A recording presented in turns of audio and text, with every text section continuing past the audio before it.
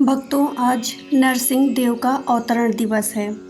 भगवान विष्णु का नरसिंह अवतार उनके 12 स्वरूपों में से एक है। ये ऐसा अवतार था जिसमें श्री हरि विष्णु के शरीर का आधा हिस्सा मानव का और आधा हिस्सा शेर का था। इसलिए इस अवतार को नरसिंह अवतार कहा गया। भगवान ने ये अवतार अपने प्रिय भक्त प्रहलाद के प्राण बचाने के लिए लिया था।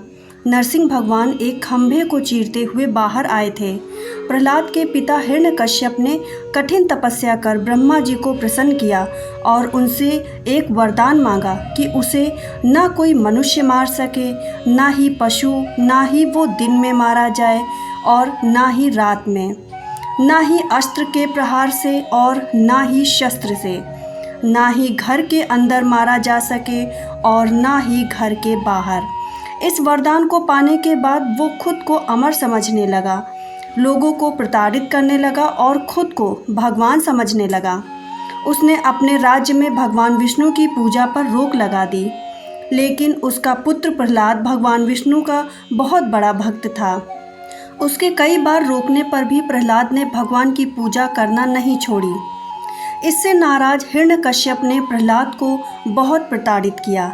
कई बार उसे मारने का प्रयास भी किया, लेकिन हर बार प्रहलाद बच जाता।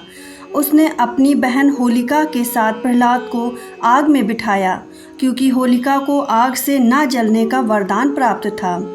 लेकिन भगवान विष्णु की कृपा से प्रहलाद बच गए और होलिका मर गई। अंतिम समय में हिरण्यकश्यप ने लोहे के एक खंभे को गर्म कर लाल कर दिया और प्रहलाद को उसे गले लगाने को कहा। तभी उस खंभे को चीरते हुए नरसिंह भगवान का उग्र रूप प्रकट हुआ।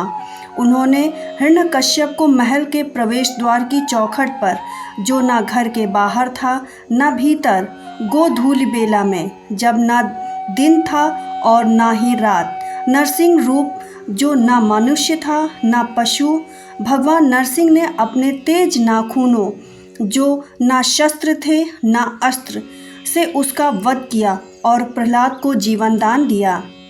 सृष्टि के पालनहार भगवान विष्णु ने अधर्म के नाश के लिए कई अवतार लिए तथा धर्म की स्थापना की।